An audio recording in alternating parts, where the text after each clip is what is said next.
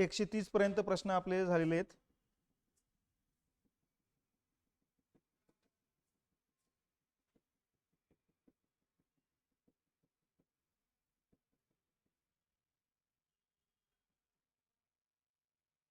ठीक आहे, हा शेवटचा प्रश्न आपला झालेला होता बघा.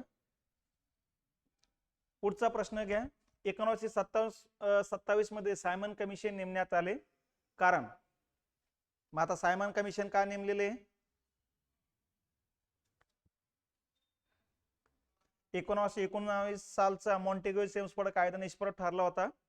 मजूर पक्षाकडे सत्ता पालट झाला तर तो भारताला अनुकूल धोरण आखण्याची धास्ता होती. स्वराज्य पक्षाच्या वाढत्या प्रभावाला आळा घालणे गरजेचे होते. कुठला येईल?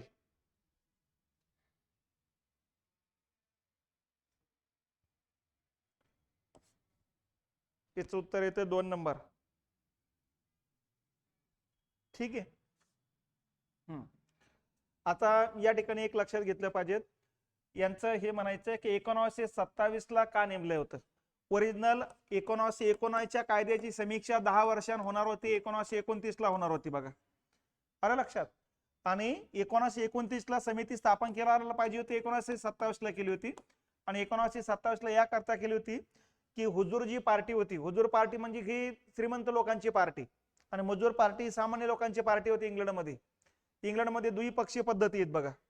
आणि यामध्ये हुजूर पार्टीच्या लक्षात आलं होतं की 1928 ला जे इलेक्शन होणार आहे त्या इलेक्शन मध्ये आपलं सरकार येण्याची शक्यता नाही. त्यामुळे भांडवलदार लोक विचलित व्हायला लागला होता आणि भांडवलदार वर्गानं या ठिकाणी मग हुजूर पार्टीवर दबाव टाकला होता की आपला जर सरकार आलं नाही तर मजूर पार्टी भारताबद्दल अनुकूल धोरण आणखीन लागू करेल, त्यामुळे आमचं भांडवल भारतातलं धोक्यात येण्याची शक्यता आहे. आणि म्हणूनच या ठिकाणी जी समीक्षा समिती 1929 ला नेमणार आहे ती आताच नेमून टाका.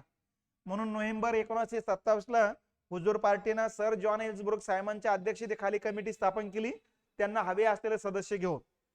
आलं लक्षात? तर याचं प्रमुख कारण काय होतं? मग 2 नंबर होतं. आपल्या 1 नंबर दिले होतं आपण, हे 2 नंबर हे लक्षात घ्या. ठीक आहे. पुढचा प्रश्न आहे, भारतीय राष्ट्रीय चळवळीतील खालील घटनाक्रमावरती पद्धतीने खाली दिलेल्या संकेत प्रमाणे या ठिकाणी लावा. थोडक्यात कालक्रमानुसार घटना लावा आहे. मग आता कालक्रमानुसार घटना लावामध्ये गांधी इर्विंग करार कधीचा आहे? 31 चा आहे. कॅबिनेट मिशन कधीचं आहे? 46 चा आहे. सिराज गोपालचारी फॉर्म्युला कधीचा आहे? 44 चा आहे. पुणे करार कधीचा आहे? 32 चा आहे. ठीक आहे. आता कसं येईल मग? अ ड क ब 2 नंबरचं उत्तर येते. ठीक आहे.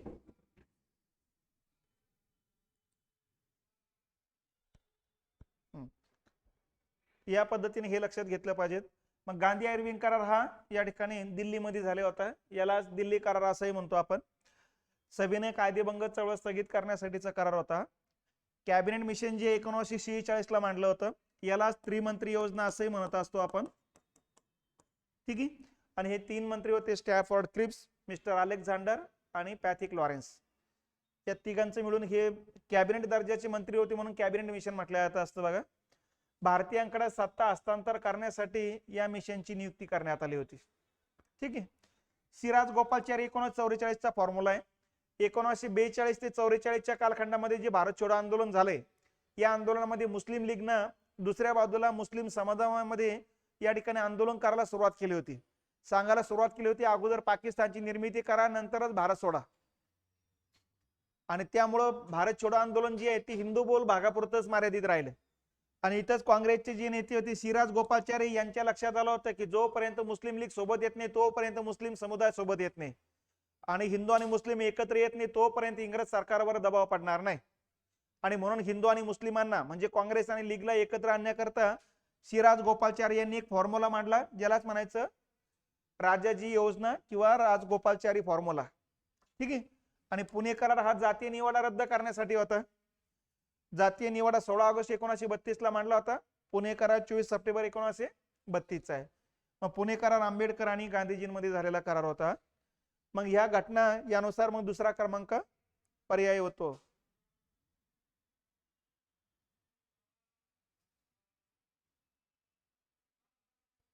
ठीक आहे.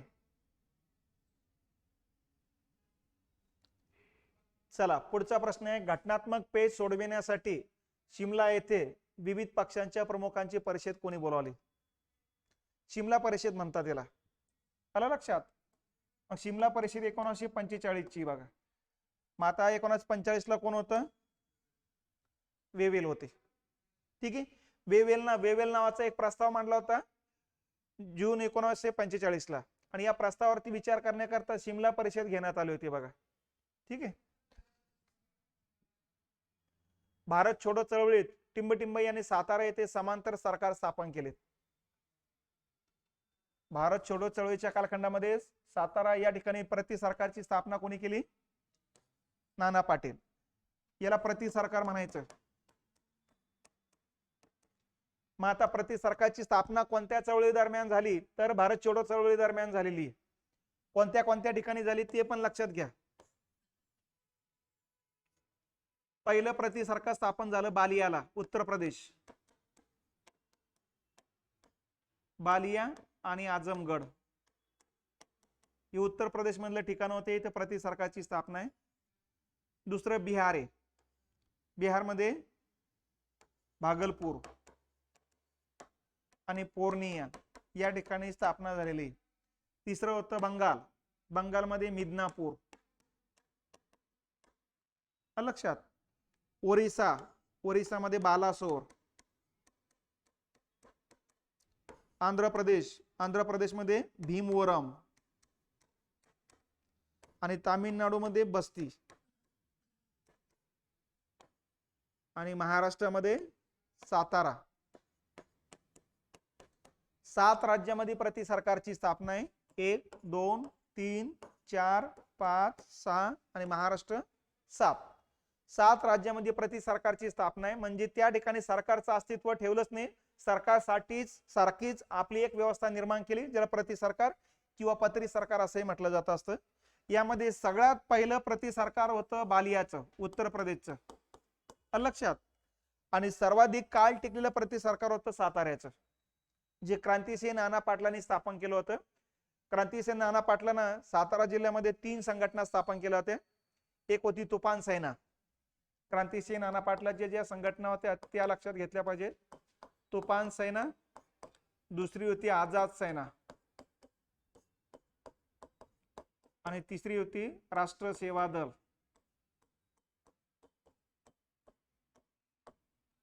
अशा या 3 संघटना या ठिकाणी लक्षात घेतल्या पाहिजेत. ठीक आहे. आणि या तिन्ही संघटनांनी एकत्रित येऊन प्रति सरकारची स्थापना केलेली होती. म्हणून एक वेळेस प्रश्न होता, तुफान सेना नावाची संघटना कोणत्या जिल्ह्यात कार्यरत होती? तर सातारा जिल्ह्यात कार्यरत होती. कोणी स्थापना केली असेल तर क्रांतिसिंह नाना पाटील. आणि क्रांतिसिंह नाना पाटील कोणत्या जिल्ह्याचे खासदार राहिलेले? बीडचे खासदार राहिलेले. ते साताऱ्याचे होते, पण बीड जिल्ह्याचे खासदार म्हणून ते पहिले खासदार निवडून आलेले होते, पहिले खासदार म्हणून. ठीक आहे. भारत छोडो आंदोलनात देशात कोठे प्रति सरकार स्थापन करण्यात आले? आता कुठे स्थापन करण्यात आले? बालियाला पण स्थापन झाले, मिदनापूरला पण, साताऱ्याला पण. मग उत्तर काय येईल? वरील सर्व. ठीक आहे. ते 7 ठिकाणं लक्षात ठेवायचे, त्याच्या बाहेर काही नाही. त्यामुळं हा एक मुद्दा लक्षात घेतला पाहिजे. वैयक्तिक सत्याग्रहात काय आग्रह धरला जात होता? दुसऱ्या महायुद्धात सामील होण्याचं, दुसऱ्या महायुद्धात सामील न होण्याचं, परदेशी वस्तूंचा बहिष्कार टाकण्याचं, काय मग?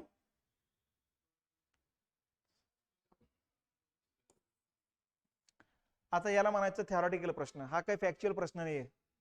आणि असे प्रश्न मग आता सारासार विचार करून घ्यायचा आहे. ठीक आहे. हे काय पाठांतराचा मुद्दा नाही.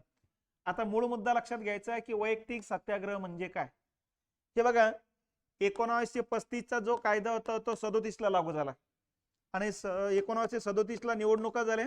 निवडून आलेले जे काही सरकार होतं काँग्रेसचं ते जवळपास 39 पर्यंत टिकलं. म्हणून कालचा मुद्दा होता प्रांतीय स्वायत्ता कोणत्या काळात होती? 37 ते 39. तर या कालखंडात काँग्रेसच्या 11 प्रांतापैकी जवळपास 9 प्रांतामध्ये काँग्रेसचं सरकार होतं बघा. मग इथं काँग्रेसनं चांगला कारभार केलेला होता. पण दुसऱ्या महायुद्धामध्ये भारतीयांना सहभागी करून घेण्याची घोषणा लिहिणे तिथं गोना केली. आणि त्यामुळे मग मंत्रिमंडळ भडकलं गेलं. त्यांनी लिनेली तोगोला सांगितलं की तुम्ही जो निर्णय घेतला दुसऱ्या महायुद्धात उतरण्याचा तो परत घ्या आणि आमचं सरकार असताना आम्हाला विश्वासात घेऊन नंतर निर्णय घ्या.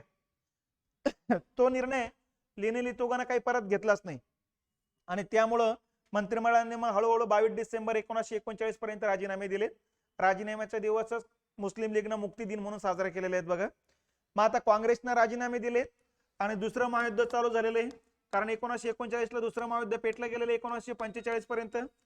पहिल्या 6 महिन्यामध्येच फ्रान्स पराभूत झालेले आणि आता जर्मनीची सगळी ताकद उतरला गेली इंग्लंडच्या विरोधात आणि इंग्लंड भारताच्या जोरावर आहे आणि भारतामध्ये या ठिकाणी काँग्रेसने राजीनामे दिल्यानंतर या ठिकाणी काँग्रेस आंदोलनाच्या मोडमध्ये दिसते. हिची जाणीव तयार झाली होती बघा आणि म्हणून काँग्रेसनं आंदोलन करू नये याकरता 8 ऑगस्ट 1940 ला लिनली तोगोनं एक घोषणा केली, ज्या घोषणेला म्हणायचं ऑगस्ट घोषणा. ऑगस्ट घोषणा 2 आहे. 1917 ची एक आहे, मॉन्टेग्यूनं मग केलेली होती ती 17 ची आणि 1940 ची एक आहे, ही लिनली तोगोनं केली होती. या घोषणेमध्ये लिनली तोगोनं सांगितलं होतं की युद्ध समाप्त होताच आम्ही भारताला स्वराज्य देऊन टाकू म्हणून. लक्षात.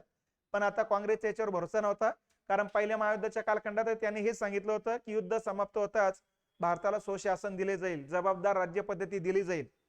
पण 1917 नंतर 18 ला पहिलं महायुद्ध समाप्त झालं आणि त्याच्यानंतर स्वराज्य न देता मॉन्टेग्यू चेम्सफोर्ड कायदा देऊन टाकला होता. तो पण एका बाजूला अधिकार दिला आणि दुसऱ्या बाजूला अधिकार काढून घेण्याचं काम केलं होतं द्विदल शासन पद्धती लागू करून. आणि त्यामुळे साहजिकच या ऑगस्ट घोषणेवरती कोणाचाही भरोसा बसणार नव्हता आणि म्हणून मग काँग्रेसनं याच्यावर भरोसा ठेवलाच नाही. मग आता या ठिकाणी काँग्रेसने राजीनामे का दिले तर दुसऱ्या महायुद्धामुळे दिले आणि दुसरं महायुद्ध कशासाठी चालू आहे तर साम्राज्यवाद टिकवण्यासाठी चालू आहे हे सामान्य लोकांना सांगणं गरजेचं आहे. आणि यासाठी मग काँग्रेस मोठ्या प्रमाणात आंदोलन उभारण्याच्या तयारीत होते. पण महात्मा गांधींच्या लक्षात आलंय सामूहिक मोठं आंदोलन जर उभारलं तर इंग्रज सरकार अगोदरच गोत्यात आलेलं आहे कारण फ्रान्स पराभूत झालेला आहे आणि आपण जर आंदोलन उभारलं तर जे लष्कर इंग्लंडच्या बाजूने लढण्याकरता युरोप खंडात जायला पाहिजे ते इथंच गुंतून पडेल आणि पर्यायाने तिकडे इंग्लंड पराभूत होऊन जाईल. मग महात्मा गांधींना वाटू लागलं की इंग्लंड जर पराभूत झाले तर इंग्रजांवरतीच राजवट येईल जर्मनीची, पर्यायाने भारतावर पण जर्मनीची राजवट येईल. म्हणून महात्मा गांधी विचार करू लागले की इंग्लंड चांगलं आहे की जर्मनी चांगलं आहे. स्वतंत्र कधी पण चांगलं आहे पण मग सध्याची स्थिती ही आहे इंग्रज स्वीकारा मालक म्हणून किंवा जर्मनी. मग महात्मा गांधींच्या लक्षात आलंय की जर्मनीमध्ये हुकुमशाही हिटलरची, इंग्लंडमध्ये कशी काशाने संसदीय लोकशाही, आज न उद्या हे लोकांच्या मनावर काहीतरी परिणाम होईलच आणि म्हणून दगडापेक्षा वीट मऊ म्हणजे जर्मनीपेक्षा इंग्लंडच बरं आहे. म्हणून इंग्लंडला गोत्यात आणायचं नसल्यामुळं साहजिकच सामूहिक आंदोलनाचा मार्गाचा अवलंब महात्मा गांधींनी करण्यास नकार दिला. पण मग इंग्रज सरकारला सोडायचा पण नाही म्हणून त्यांनी मग सामूहिक आंदोलनाच्या ऐवजी वैयक्तिक सत्याग्रह हातात घेण्याचं जाहीर केलं की बाबा काँग्रेसने राजीनामे का दिले ते सांगायचे आणि यदा कदाचित आंदोलन सुरू करण्याची वेळ झालीच तर त्यासाठी लोकांमध्ये अगोदरच माहिती असावं यासाठी वैयक्तिक सत्याग्रहाची घोषणा केली आणि हे वैयक्तिक सत्याग्रह सुरू झालं मग 17 ऑक्टोबर 1940 ला.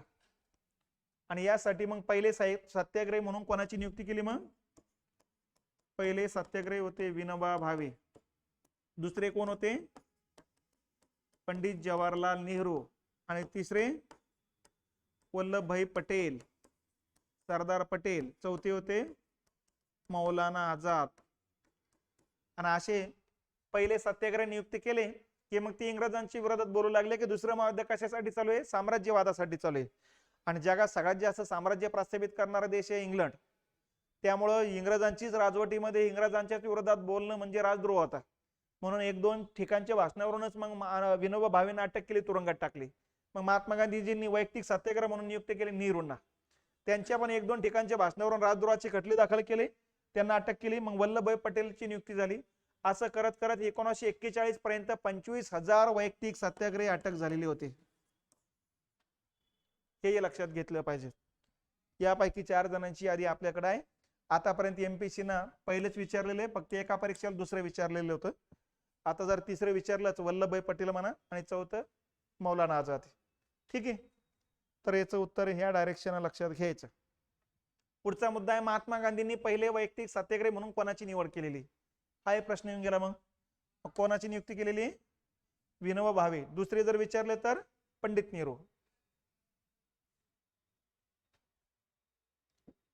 पुढचा प्रश्न 1942च्या चले जाव आंदोलनाचे महाराष्ट्रातील पुढील पैकी कोणते शहर प्रमुख केंद्र बनले होते?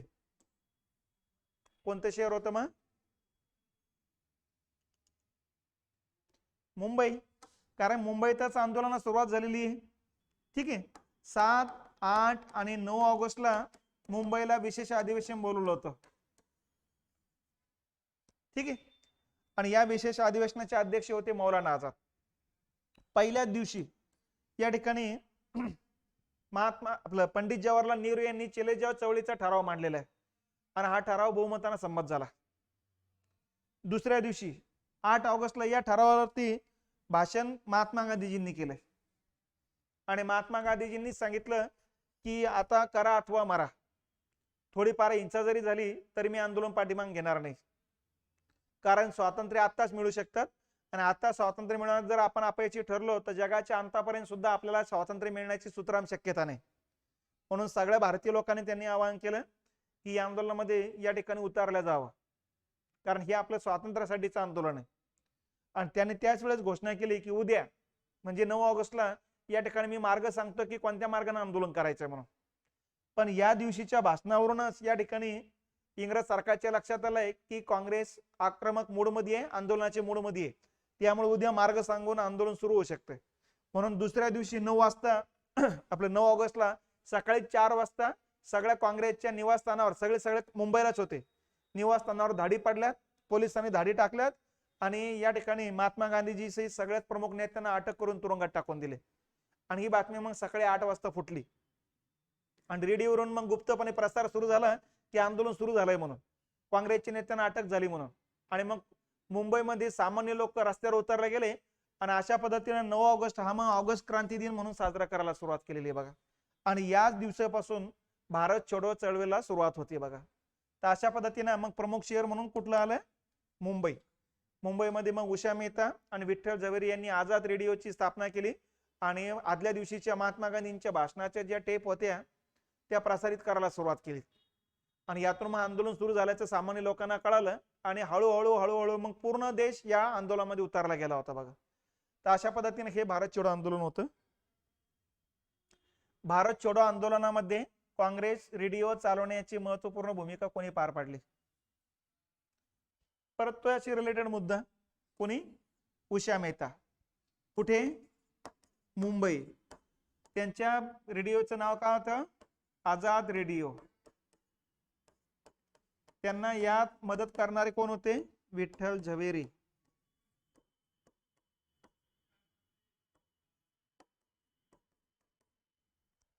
ठीक आहे. म्हणजे यांच्याबद्दल आणखी बाकीचे जे मुद्दे आहेत तसे लक्षात घेत चालायचे.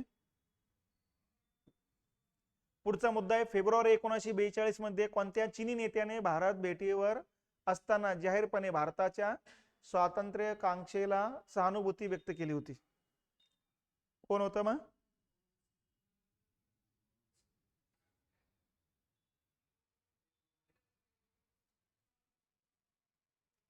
कोण होता? चाओ एन-ला. ठीक आहे. चाओ एन-ला या ठिकाणी या कालखंडात भारतात येऊन गेले होते बघा आणि हे स्वतंत्र चायनाचे पहिले पंतप्रधान राहिलेले. ठीक आहे. माओ सेतुंग राष्ट्राध्यक्ष होते. 49 ला तिथे त्यांच्याकडे लाल क्रांती झाली होती. चाओ एन-ला यांनीच या ठिकाणी भारताच्या स्वातंत्र्य काक्षाला या ठिकाणी मदत केली होती किंवा सांगितलं होतं की आता स्वातंत्र्य देण्याची वेळ आलेली आहे. कारण 1941 ला या ठिकाणी अटलांटिक सनद जाहीर झाली होती.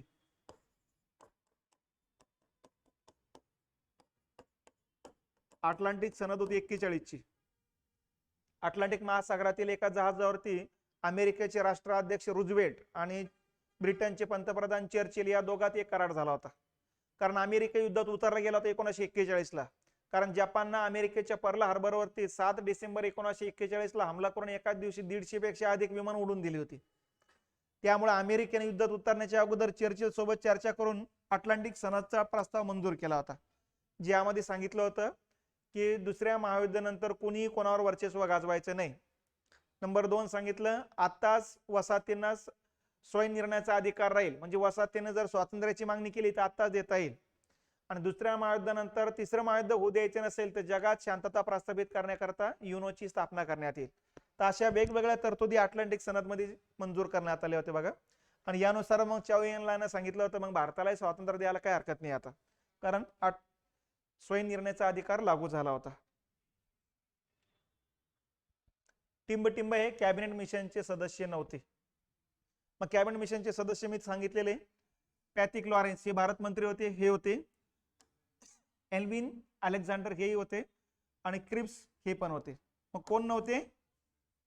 माउंट बॅटन नव्हते. ही तिघ जण होते म्हणून याला त्रिमंत्री योजना म्हणतात. कॅबिनेट मिशन आणि कॅबिनेट दर्जाचे होते म्हणून कॅबिनेट मिशन म्हणतात त्यांनाच.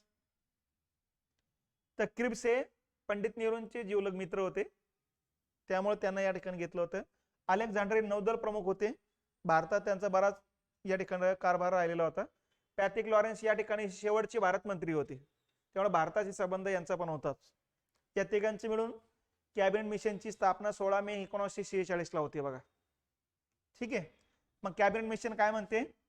कॅबिनेट मिशनला सांगितलं भारतातली सत्ता शांततेत हस्तांतर करा, इंग्रजांनी सांगितलं होतं. आणि यासाठी लीग आणि काँग्रेसला दोघांना मान्य होईल अशा प्रकारचा प्रस्ताव तयार करा. मग भारतात आल्यानंतर या ठिकाणी काँग्रेसनं सांगितलं आम्हाला अखंड भारत पाहिजेत आणि मुस्लिम लीग सांगू लागले की पूर्व भाग आणि पश्चिम भागाचा पाकिस्तान पाहिजे. दोघांच्या मागण्या एकमेकांच्या अपोजिट होते आणि म्हणून करायचं तर काय करायचं, म्हणून मग आता या त्रिमंत्री योजनेने नवीन प्रस्ताव तयार केला. काय? हा एक भाग आणि इकडचा हा भाग यांचं मिळून हा अ गट, हा ब गट आणि हा क गट. मग अशा प्रकारचे 3 गटाचं संघ राज्य असेल. 3 गटामध्ये या ठिकाणी मग काही राज्य असेल, जसं याच्यामध्ये सिंध, पंजाब, वायव्य सरहद्द प्रांत अशी 3 प्रांत होते. इथं आसाम आणि बंगाल होता आणि इकडे बाकीचे राज्य होते बघा.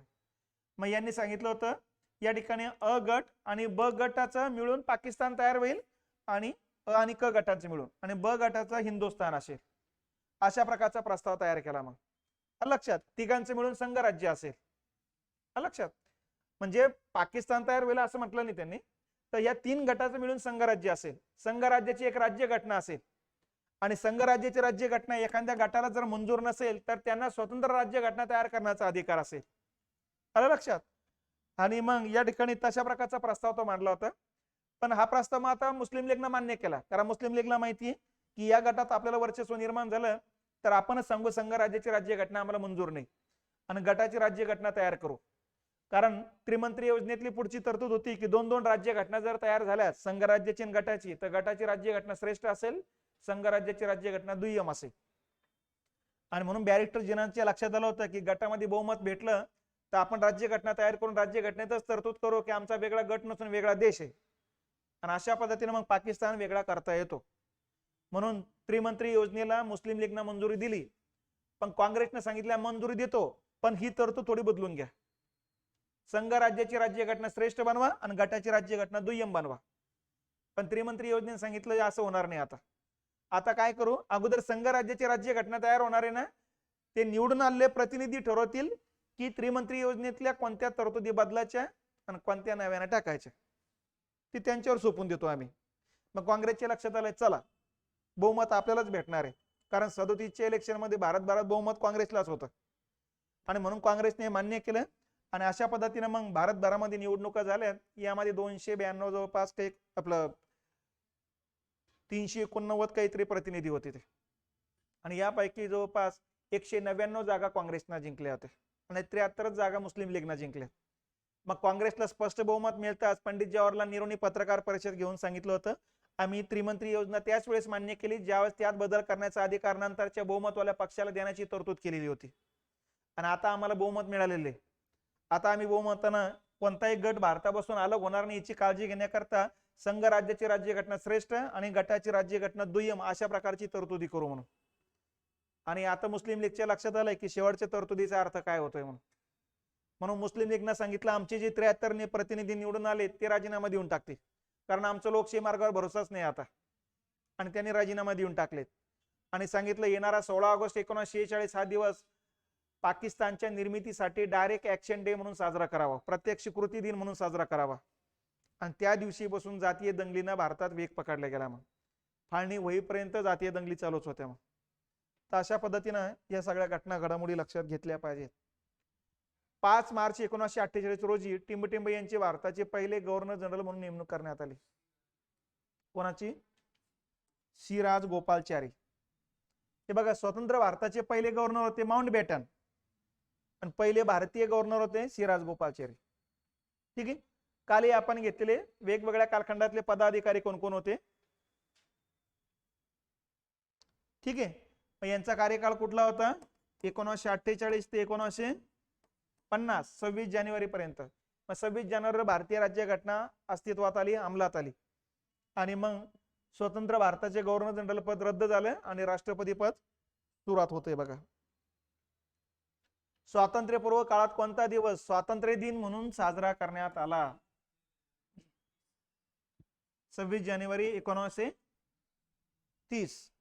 काय कारण होतं?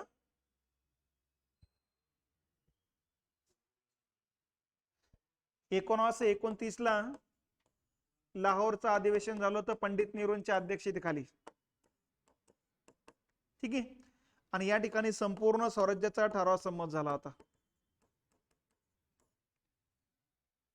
आणि याच ठिकाणी भारतीय लोकांच्या मनात स्वातंत्र्याची कल्पना तयार व्हावी याकरता घोषणा झाली होती की येणारा 26 जानेवारी 1930 हा दिवस प्रतिकात्मक स्वरूपात आपण स्वतंत्र झाला असं समजून स्वातंत्र्य दिन साजरा करावा. आणि या दिवशी मोठ्या प्रमाणात लोकांनी मग झेंडावंदन केलं. लगेच काँग्रेसच्या लक्षात आलंय की भारतीय लोक आता आंदोलनासाठी तयार झालेले आहेत आणि म्हणून मग दुसऱ्या दिवशी या ठिकाणी काँग्रेस वर्किंग कमिटीची बैठक बोलवण्यात आली. त्या बैठकीमध्ये महात्मा गांधीजींनी आवाहन केलंय की आता तुम्ही आंदोलनासाठी तयार व्हा. आणि मग महात्मा गांधीजींनी 11 मागण्या इंग्रज सरकारला पाठवल्या. सांगितलं या 11 मागण्या मंजूर करा, नसता आम्ही आंदोलन करू.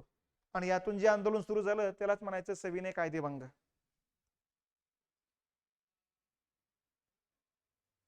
ठीक आहे. त्याच्यानंतर आहे रॉयल इंडियन नेव्ही च्या पुढील पैकी कोणत्या नौकेवरील सैनिकांनी 18 फेब्रुवारी 1946 रोजी संप पुकारला व त्यांनी कोठे पुकारला? मग हे मुंबईतलं जवळ जी जहाज आहे तलवार इथे, कोलकात्याला पण बंड झालेले, त्याच्यानंतर सिंध म्हणजेच कराचीला पण बंड झालेले आहे. नौदलाची बंडल म्हणतो आपण यालाच. आणि या नौदल तळाचे जे बंड होते हे बंडामध्ये मध्यस्थी कोणी केली होती? मग सरदार पटेल आणि बॅरिस्टर जिना यांनी केली होती. बघा, आणि इथंच इंग्रजांच्या लक्षात आलं होतं की आता बळजबरी करण्यात अर्थ नाही, कारण आपलं जे लष्कर आहे ते आपल्या विरोधात चाललेलं आहे. आणखीन जास्त दिवस इथं थांबण्याचा प्रयत्न केला तर आपल्या लोकांची जीव धोक्यात येऊ शकतात. आणि इथून पुढे मग त्यांनी स्वातंत्र्य देण्याच्या दिशेने प्रयत्न करायला सुरुवात केली. पुढे वर्षानंतरच जवळपास स्वातंत्र्य भेटलेले आहे आपल्याला.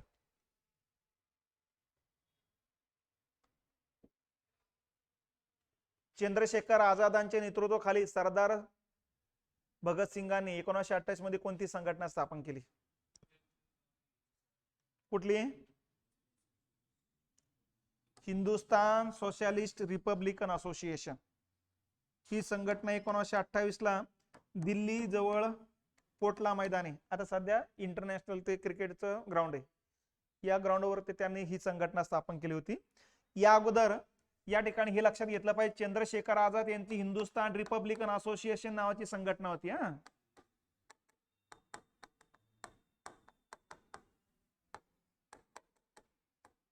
आणि भगतसिंगांची भारत नवजवान सभा नावाची संघटना होती. या संघटनेची स्थापना 1926 ची आहे. या संघटनेची स्थापना 1924 ची आहे. सचिंद्रनाथ संध्याल यांनी स्थापन केली होती, त्याच्यामध्ये चंद्रशेखर आझाद होते. आणि हिंदुस्तान रिपब्लिकन असोसिएशन 1925 ला काकोरी रेल्वे स्टेशन वरती तिथला महसूल लुटला होता, त्या विरोधात त्यांच्यावर खटला दाखल केला, काकोरी कट खटला. मग काकोरी कट खटल्यातून चंद्रशेखर आझाद निष्ठून गेले होते आणि मग दिल्लीला त्यांची भेट झाली सरदार भगतसिंगांसोबत.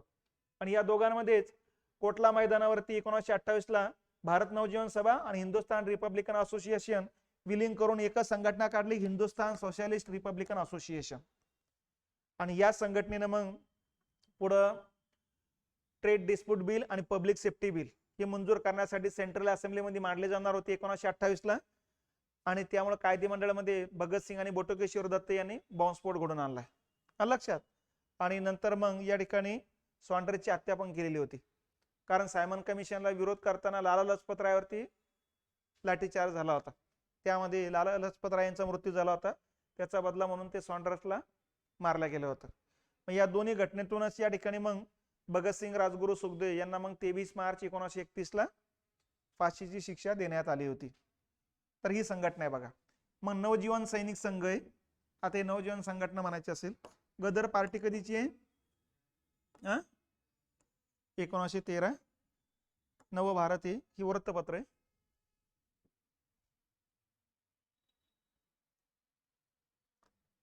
कर्जन वायले याला गोळी घालून कोणी ठार मारले?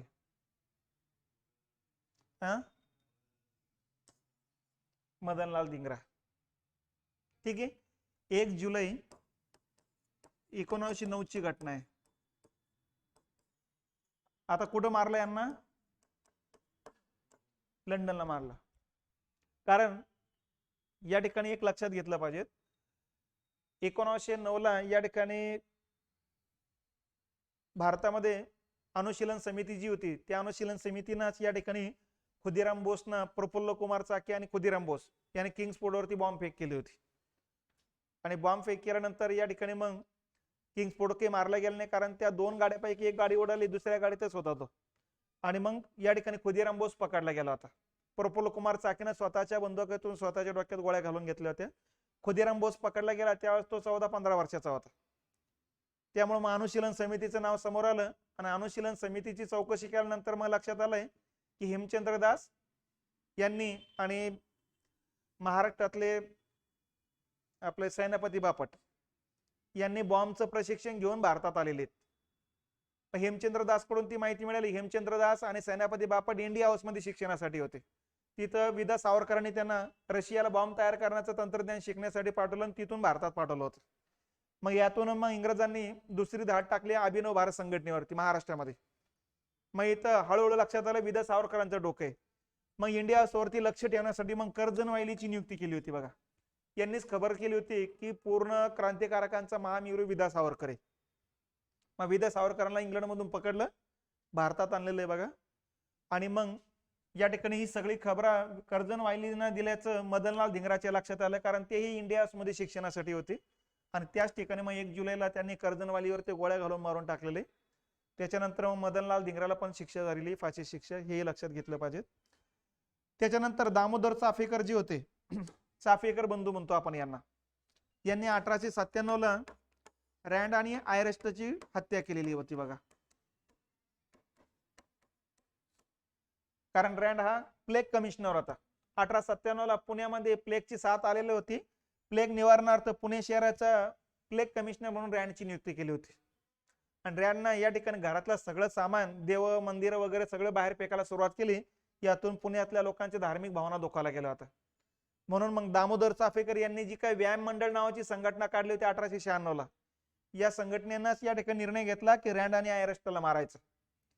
म्हणून मग गणेश खिंडीमध्ये त्यांना गाठून या ठिकाणी दामोदर आणि त्यांचे बंधू बाळकृष्ण या दोघांनी या ठिकाणी रँड आणि आयरेस्टला मारलेले. आयरेस्ट हा ड्रायव्हर होता, त्यालाही मारलं गेलं होतं, रँडलाही मारलं गेलेलं आहे, लक्षात. मग हे 3 बंधू होते, दामोदर, बाळकृष्ण आणि वासुदेव, लक्षात.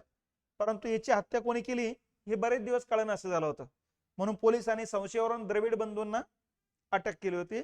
आणि त्या द्रविड बंधूंनी मग दामोदरचं नाव घेतलं आणि यातून मग दामोदर आणि बाळकृष्ण कारणीभूत असल्याचं इंग्रजांच्या लक्षात आलंय. आणि यांनी मग 1899 ला दामोदरला आणि 1900 ला बाळकृष्णाला फाशी दिलेली बघा. आणि मग वासुदेव बळवंत आपलं वासुदेव चाफेकर जे होते ते भडकले गेलेत. मग त्यांनी काय केलं, द्रविड बंधूंची हत्या केली. म्हणून मग 1901 ला वासुदेवला सुद्धा फाशी शिक्षा देण्यात आलेली. तर हे चाफेकर बंधू लक्षात ठेवा. खुदीराम बोस या ठिकाणी लक्षात घेतलं पाहिजे, अनुशीलन समितीचे कार्यकर्ते होते. अनुशीलन समिती जी आहे ती 1906 ची स्थापनाची ढाक्याला स्थापना झाली होती बघा. आणि यांनी या ठिकाणी वंदे मातरम गीतावर बंदी घातल्यामुळं किंग्सफोर्डच्या विरोधात नाराज होते.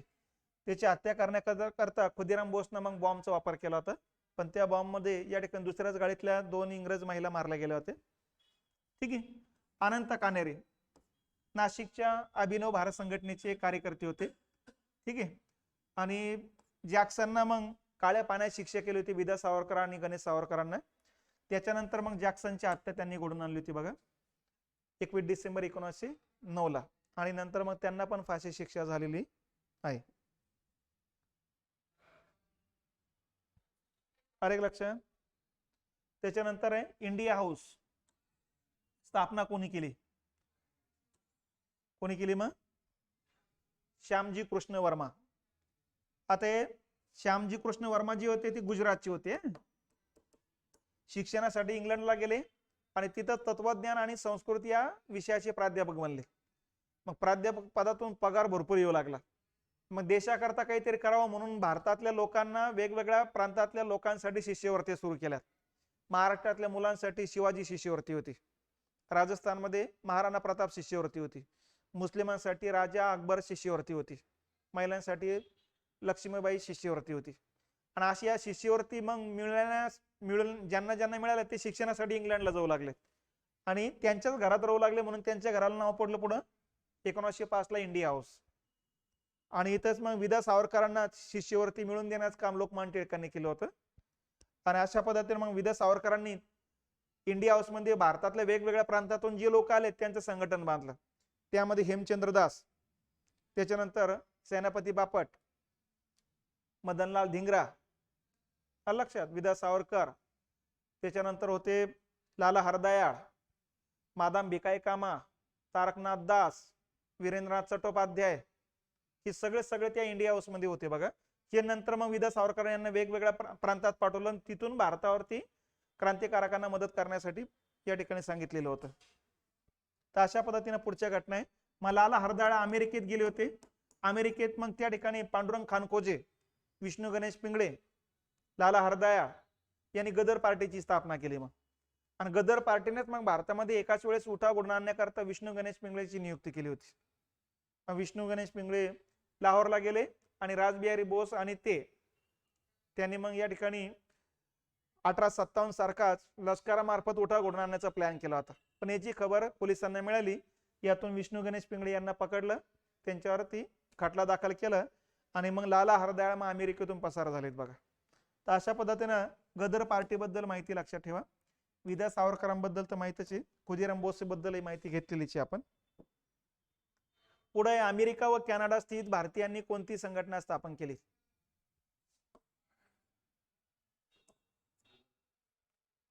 गदर पार्टी, लक्षात. मग कोणी स्थापना केली? लाला हरदयाळ. या संघटनेमध्ये महाराष्ट्रातले कोण होते? विष्णू गणेश पिंगळे, हे पुणे जिल्ह्यातले होते, आणि पांडुरंग खानकोजे हे नागपूरचे होते. यांच्यावरती प्रश्न राहण्याची शक्यता जास्त यावर्षी, कारण जन्मशताब्दी काहीतरी त्यांचं आहे, 125 वर्ष काहीतरी होऊ लागले त्यांच्या जन्माचे. ठीक आहे. पांडुरंग खानकोजे नागपूरचे होते, ते ओरिजिनल वर्ध्याचे होते, नागपूर पकडले जातात. झालंय. हिंदुस्थान रिपब्लिकन असोसिएशनची स्थापना कधीची आहे? 28. मित्रमेळा 1899. 1899 राष्ट्रभक्त समूह, मित्रमेळा 1900 आणि अभिनव भारत आपलं 4 ची. इंडिया हाऊसची स्थापना 1905 ची. गदर पार्टी 1913 ची. कालक्रम जोडा.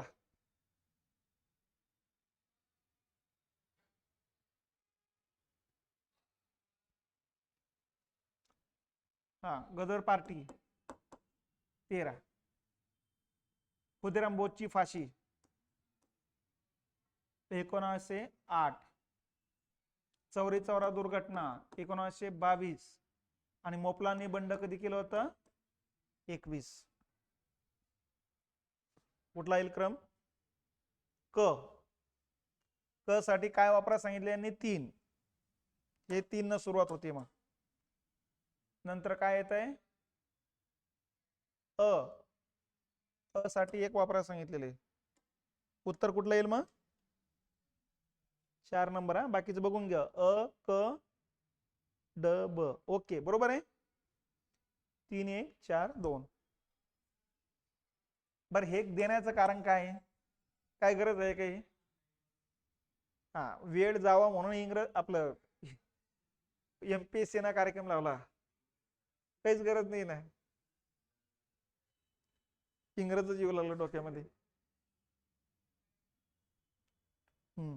तर ते लक्षात आलं पाहिजे काय त्यांचं फॉर्मॅट काय आहे काय नाही. आणि एखाद्या वेळेस प्रश्नाचे खाली पर्यायच उत्तर चुकीत देऊन टाकतात ना, तुम्हीच कन्फ्युजन होत चालतं काय असलं पाहिजे, अरे काय असलं पाहिजे, आणि नंतर म्हणतात रद्द करून टाकतो आम्ही. आपली 5 मिनिटं येऊन रद्द करून टाकतात शेवटी. त्यामुळं काही काही प्रश्न रद्द करण्यासाठीच टाकतात ते, एवढं लक्षात ठेवा. लंडन मध्ये इंडिया हाऊसची स्थापना. मग आता परत मुद्दा रिपीट होतोय. कोणी केली? शर्माने केलेली, वर्माने केलेली. आणि कधी केली?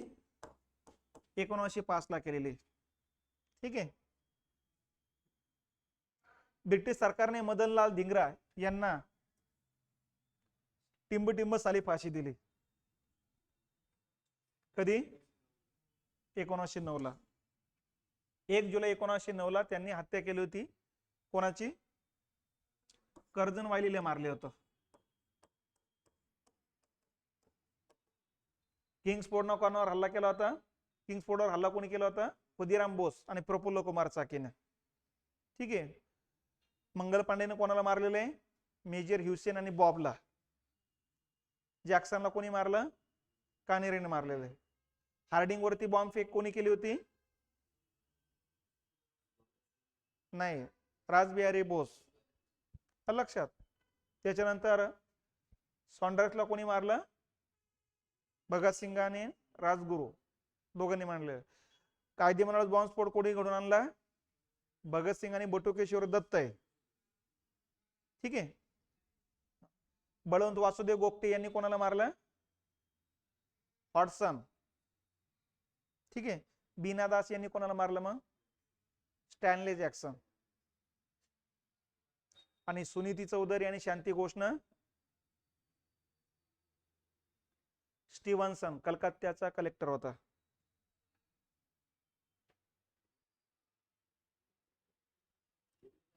आले लक्षात? आणि रँडची हत्या चाफेकरांनी केली. आता मी सांगितलं तुम्हाला मागं पुढं.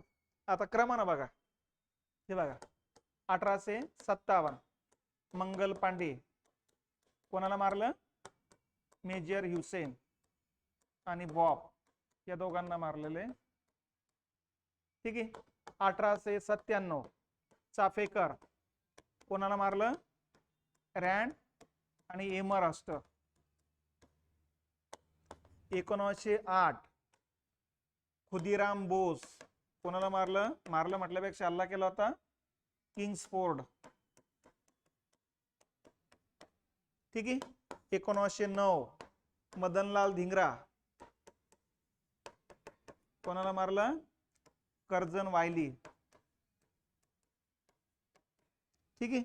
1909 अनंत कान्हेरे कोणाला मारलं? जॅक्सन. 1912 रासबिहारी बोस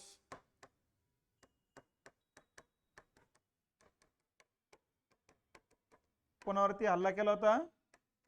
हार्डिंग्ज वरती. ठीक आहे.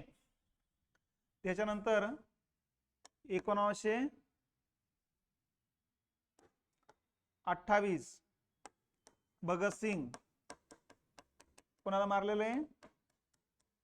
सॉन्डर्स. 1931 बीना दास कोणाला मारलं?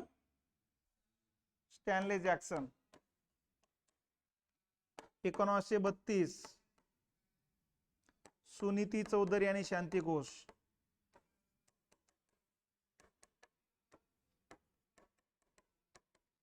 कोणाला मारलं? स्टीव्हन्सन आणि 1935 बळवंत वासुदेव गोगटे. कोणाला मारलं? हॉटसन.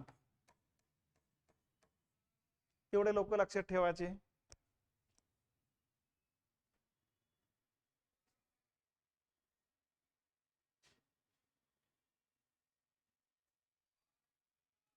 ठीक आहे. पुढचा मुद्दा, भारतात चंद्रशेखर आझाद आणि सरदार पटेल, आपला सरदार भगतसिंग यासारख्या क्रांतिकारकांनी हिंदुस्थान सोशलिस्ट रिपब्लिकन असोसिएशन नावाची संघटना कुठे स्थापन झाली? कुठे स्थापन केली मग? दिल्ली. उत्तर काय रे?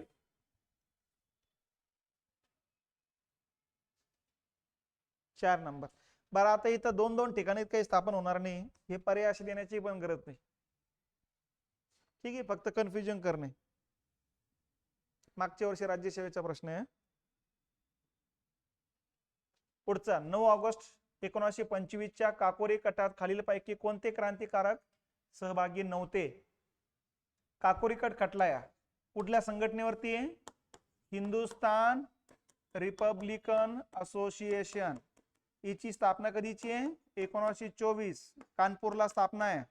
सचिंद्रनाथ सन्याल हिचे प्रमुख होते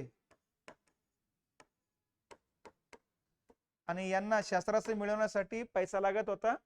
बंगालकडून दिल्लीकडे जाणारे जे काही महसूल घेऊन जाणारे जी रेल्वे, ती रेल्वे लुटली होती बघा. मग याच्यामध्ये यांच्यावरती मग काकोरी कट खटला दाखल केला होता. त्यामध्ये मग चंद्रशेखर आझाद, राजेंद्र लाहिरी, रामप्रसाद बिस्मिल, रोशन सिंग, अशफाक उल्ला खान, प्रथम मुस्लिम क्रांतिकारक फासावर जाणारा योगेश चटर्जी. लक्षात, हे एवढे लोक होते बघा. यांचा समावेश नव्हता कारण यांची भेटच पुढे 28 ची, ही 25 ची घटना आहे. लक्षात, हे नव्हते. मग कोण नव्हते असं म्हणतात ते? मग ड नव्हते. उत्तर येतं मग 3 नंबर.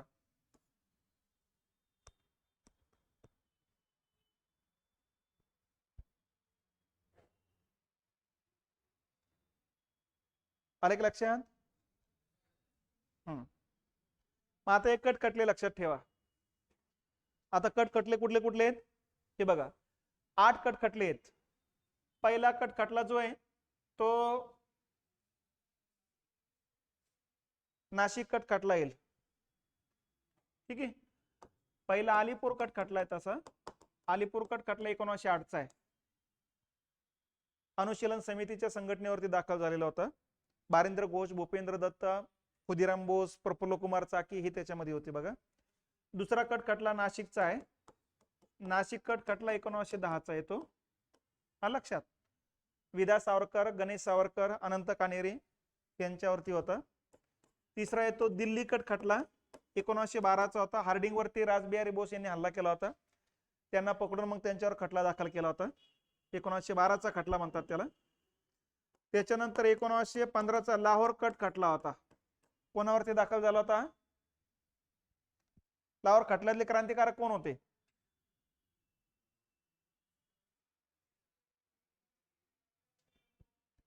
विष्णू गणेश पिंगळे, रासबिहारी बोस. लक्षात, गदर पार्टीवरती होता. लाहोर कट खटले 2 आहेत. त्याच्यानंतर आहे काकोरी कट खटला. हा 1925 चा होता आणि हे लोक त्याच्यामध्ये होते. त्याच्यानंतर 1929 चा मेरठ कट खटला आहे. हा समाजवादी नेत्यांवरती दाखल झालेला कट खटला आहे. लक्षात, अण्णा डांगे त्याच्यामध्ये होते.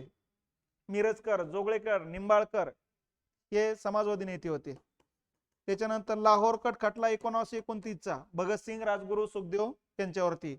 आणि शेवटचा होता चितगाव कट खटला 1930 चा. ठीक आहे. सूर्यसेन वगैरे त्याच्यामध्ये होते बघा.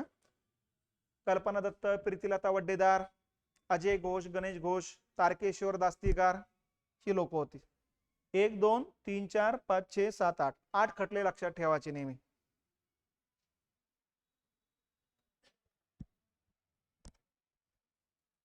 ठीक आहे. त्यापैकी काकोरी कट खटला की या करताय की पुढच्या वर्षी 100वे वर्ष लागते या खटल्याला.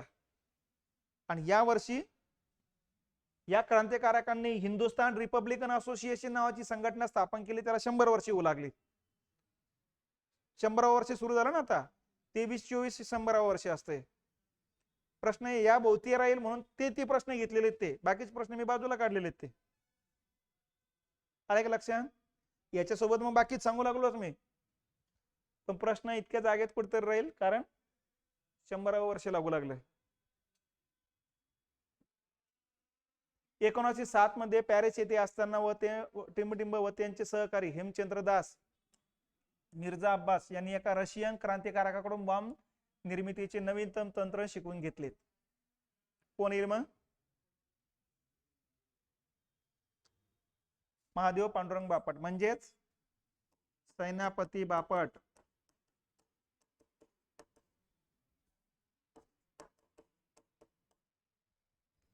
कुठले होते? नगरचे, पारनेर. उच्च शिक्षणासाठी इंग्लंडला गेले होते, तिथे इंडिया हाऊस मध्ये राहायचे. मग इंडिया हाऊस मध्ये मग वेगवेगळ्या प्रांतातला तरुण वर्ग होते. विदा सावरकर होते, सेनापती बापट होते, लाला हरदयाळ होते, मादाम भिकाई कामा होत्या, वीरेंद्रनाथ चट्टोपाध्याय होते, लक्षात, महेंद्र प्रताप होते, हेमचंद्र दास होते. आणि यांनाच मग प्रेरित करण्याचं काम क्रांतिकारण्यासाठी विदा सावरकरांनी केलेले. आणि यातून मग विदा सावरकरांनी सेनापती बापट, हेमचंद्र दास आणि मिर्झा अब्बास यांना बॉम्ब तयार करण्याचं तंत्रज्ञान शिकवण्यासाठी रशियाला पाठवलं होतं. आणि तिथून ते शिकल्यानंतर मग त्यांना भारतात पाठवलं. भारतामध्ये अभिनव भारत संघटनेला तंत्रज्ञान बॉम्ब तयार करण्याचं कोणी दिलं? सेनापती बापटने केलं.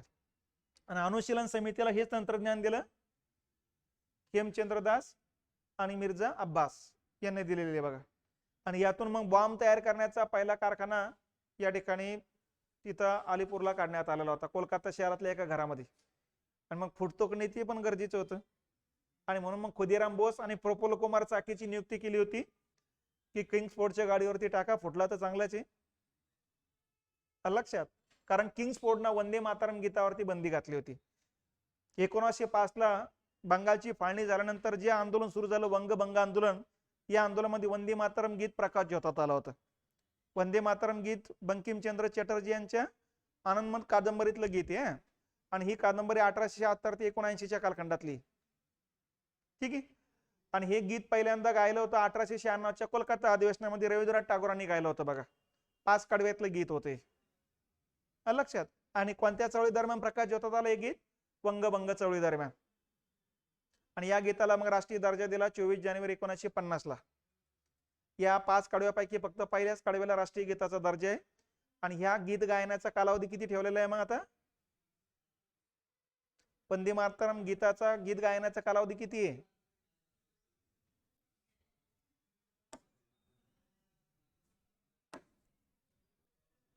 हा, 63 सेकंद आहे.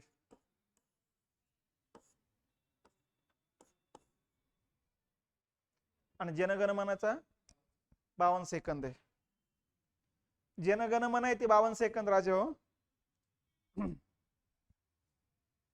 वंदे मातरम गीताचा कालावधी आहे 63 सेकंद आणि जनगणमन आहे 52 सेकंद. परंतु कायदे मंडळामध्ये, संसदेमध्ये हा कालावधी असतो 18 सेकंद.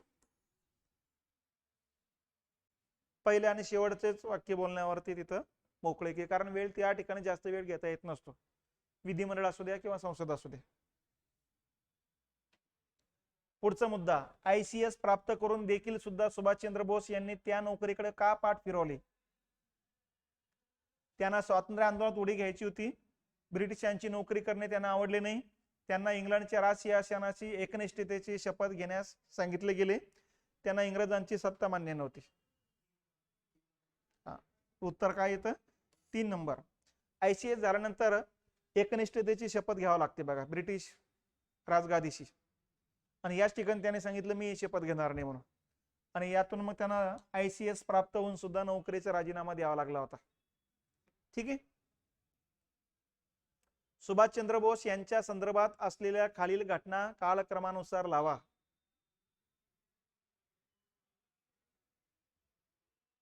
मग त्यांच्या घटना लावा कालक्रमानुसार. त्यांचे जर्मनीस पलायन, मग जर्मनीला पलायन झाले 1940ला. त्यांचे जपानमध्ये आगमन, जपानमध्ये आगमनाची घटना 1941ची आहे. फॉरवर्ड ब्लॉकची स्थापना 1939ला काँग्रेसचा राजीनामा दिला आणि स्वतंत्र पक्ष काढला फॉरवर्ड ब्लॉक नावाचा. सिंगापूर येथे इंडियन इंडिपेंडंट लीगचे अध्यक्षपद 1942 आहे. ठीक आहे. मग जपानमध्ये आगमन ही 41 किंवा मग 43 असेल, कारण जपानला ते युद्ध समाप्त झालं त्यावेळेस जपानला सांगण्यासाठी निघाले होते लक्षात. पण तैपई बेटावरती त्यांचं ते अपघात झालेला होता, तसे ते तिकडे गेलेलेच नाही लक्षात. मग आता कालक्रमानुसार कुठलीही घटना येईल, ही शेवटची घटना येईल एवढं लक्षात ठेवा. ब शेवटी आलं पाहिजेत, इथं ब शेवटी. आणि पहिलं कुठलं आलं पाहिजेत मग क, एक क आलं पहिलं लक्षात. मग अ आणि मग ड, बरोबर आहे. ओके, 2 नंबरचं उत्तर येते.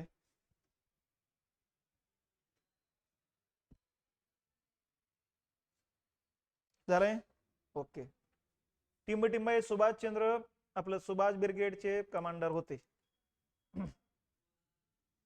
हे बघा, आझाद हिंद फौजी अंतर्गत वेगवेगळ्या फलटणीज काढल्या होत्या बघा. राणी लक्ष्मीबाई फलटण एक होती, स्वामीनाथन त्याचे प्रमुख होते बघा, लक्ष्मी स्वामीनाथन. तसं सुभाष ब्रिगेडचे होते प्रमुख शाहनवाज खान.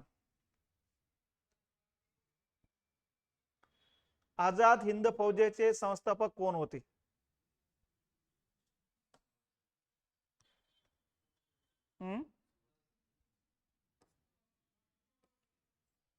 सुभाषचंद्र बोस. पण या ठिकाणी लक्षात घेतलं पाहिजे, सगळ्या पुस्तकामध्ये रासबिहारी बोसच आहे, फक्त एमपीसी ने उत्तर दिलेले सुभाषचंद्र बोस. आपण आता हेच आणायचं, कारण आपल्याकडे मागचं प्रूफ आहे त्यांचं. हिंदू व मुसलमानांना सुंदर वधूचे 2 डोळे अशी उपमा कोणी दिली? कोणी दिली होती?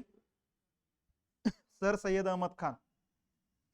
सर सय्यद अहमद खान जी होते, सुरुवातीच्या जीवनामध्ये जर बघितलं तर हिंदू आणि मुस्लिम ऐक्यतेचे ते प्रतीक मानले जातात. ते जागोजागी भाषण करताना सांगायचे की हिंदू आणि मुस्लिम म्हणजे या भारताचे ते 2 धर्म जरी असले तर ते एका नववधूचे 2 डोळे आहेत. ज्या पद्धतीने एका डोळ्यापासून दुसरा डोळा अलग करता येत नाही, त्याच पद्धतीने या देशातल्या हिंदूंपासून मुस्लिमांना आणि मुस्लिमांपासून हिंदूंना अलग करता येत नाही. तर अशा प्रकारचे भाषण ते या ठिकाणी देत असतात बघा. पण जशी काँग्रेसची स्थापना झाली तसं त्यांच्या लक्षात आलं की हिंदूंची ताकद वाढणार आहे आणि मुस्लिमांची ताकद आता या ठिकाणी वाढणार नाही. आणि इथूनच पुढे मग त्यांनी काँग्रेसच्या विरोधात पर्यायाने मग हिंदू मुस्लिम म्हणजे 2 धर्म नसून 2 देश आहे इथपर्यंत त्यांनी विचार रिव्हर्स गिअर मध्ये घेतलेले होते. पाकिस्तान हा शब्द सर्वप्रथम कोणी वापरला?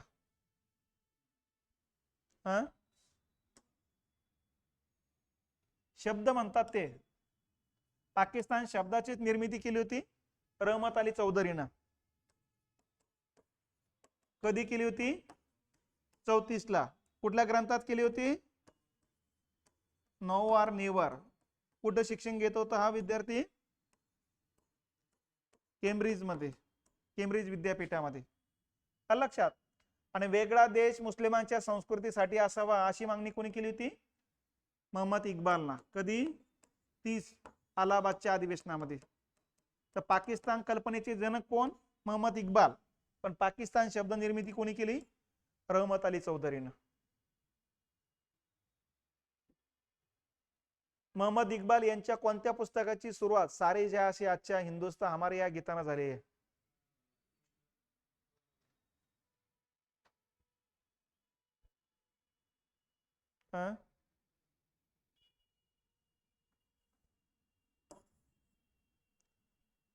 मागच्या लेक्चर मध्ये सांगितलं होतं ना आपण की मोहम्मद इक्बाल मूळचे हिंदू होते, काश्मीरी पंडित होते. शिक्षणासाठी लॉची पदवी घेण्यासाठी गेले होते ते लाहोरला आणि तिथंच त्यांनी मग वकिली सुरू केली. पण त्यांच्या लक्षात आलं वकिली चालत नाही, कारण त्यांच्याकडे हिंदूंची संख्या तिथं कमी असल्यामुळे केसेस कमी येत होते. मग त्यांनी धर्मांतर केलं, मोहम्मद इक्बाल असं नाव धारण केलं. आणि मनानं कवी असल्यामुळे साहजिकच अनेक कविताचा एक काव्य संग्रह काढला ज्याला नाव दिलं होतं तराना हिंद. त्यामध्ये त्याने मग सारे जे असे अच्छा हिंदुस्तान हमारा हे गीत लिहिलेलं होतं. आणि त्याच ठिकाणी निवडणुकीला उभे राहिले आणि नगरपालिकेचे नगराध्यक्ष झाले होते. ठीक आहे. आणि पुढे मग 1930च्या मुस्लिम लीगच्या अलाहाबादच्या अधिवेशनाच्या अध्यक्षपदी आले होते बघा. मूळ शंकर हे नाव, हे यांचे नाव मूळ नाव आहे. कोणाचे नाव आहे ते मग? स्वामी दयानंद सरस्वती यांचं सुद्धा हे महत्वाचं वर्ष आहे. 1824 ला त्यांचा जन्म आहे. लक्षात. त्यामुळं 100व 200व वर्ष आहे. ठीक आहे. म्हणून त्यांच्यावर थोडं कॉन्सन्ट्रेशन करा. आलं लक्षात. 1885 ला त्यांचा 83 ला मृत्यू होतो बघा. बरोबर आहे. त्याच्यानंतर मुद्दा लक्षात घ्यायचा की टंकारा नावाचं गाव आहे गुजरातमध्ये, त्या ठिकाणी त्यांचा जन्म आहे बघा. ब्राह्मण कुटुंबात जन्म आहे. एका महादेवाच्या मंदिराचे त्यांचे वडील पुजारी होते. वडिलांसोबत मंदिरात जायचे. मग वडीलच सांगायचे की या मूर्तीमध्ये देवता असते म्हणून. पण एक दिवस त्याने सकाळी सकाळी गेल्यानंतर लक्षात आलं की मूर्तीवरती या ठिकाणी उंदीर फिरतोय प्रसाद खाण्याकरता. आणि मग त्यांना असं वाटत होतं की त्यात जर ईश्वर असेल तर ईश्वरांना त्या उंदराला बाजूला फेकायला पाहिजे होतं. आणि इथं त्यांच्या लक्षात आलंय की मूर्ती देवता नसते. मग देवता कुठे? म्हणून वयाच्या 16व्या वर्षी मग त्यांनी घरदार सोडलं, हिमालयात गेले. आणि त्या ठिकाणी मग त्यांनी त्या ठिकाणी वेदाचा अभ्यासाला सुरुवात केली. मग तिथं त्यांच्या लक्षात आलंय की अगोदरचे लोक निसर्ग ईश्वर म्हणजे निसर्गात मानायचे. आणि त्यामुळं मग इतरत्र ईश्वर जो आहे हे इतरत्र ईश्वर नसून तो तुमच्या आमच्यामध्ये किंवा निसर्गाच्या रूपाने असतो, मूर्तीमध्ये ईश्वर नसतो. म्हणून त्यांनी मूर्तीपूजा नाकारलेली आणि सांगितलेले आजचा आपला जो धर्म आहे तो हिंदू धर्म मूळचा राहिलेला नाही. मूळचा धर्म बघायचा असेल तर वेदाकडे चला, गो बॅक टू वेदाच. आणि अशा प्रकारच्या विचारासाठी मग त्यांनी आर्य समाज नावाची संघटना काढलेली. कारण आर्यांनीच वेद लिहिलेले होते. तसं ते म्हणायचे वेद हे ईश्वराने लिहिलेले. भारत सेवक समाज या संस्थेचे संस्थापक कोण होते? कोण होते मग? गोपाळ कृष्ण गोखले. भारत सेवक समाजाची स्थापना 1905 ची आहे. मुंबईला स्थापन झाली होती. लक्षात. निस्वार्थी भावनेनं काम करणाऱ्या समाजसेवा सुधारकांची निर्मिती करणे हा त्या मागचा उद्देश होता. चळवळ करा, अखंड चळवळ करा हा स्वराज्याचा मंत्र देणारे भारतीय राष्ट्रीय सभेचे आधारस्तंभ कोण होते?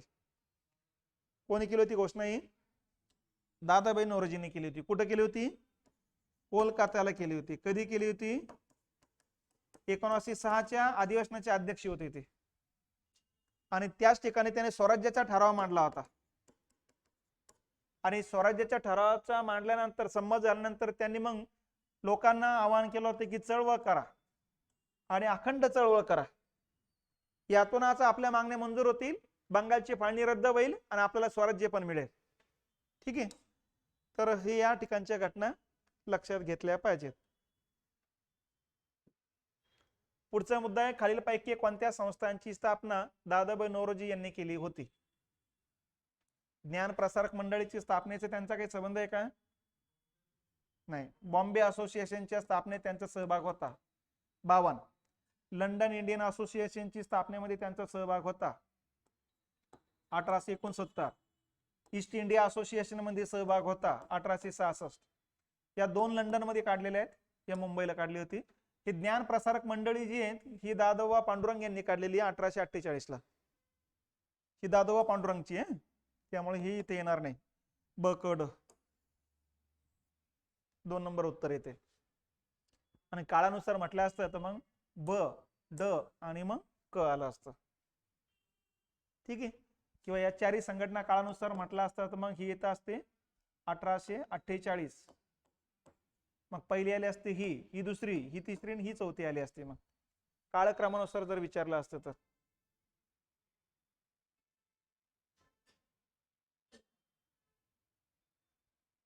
झालंय?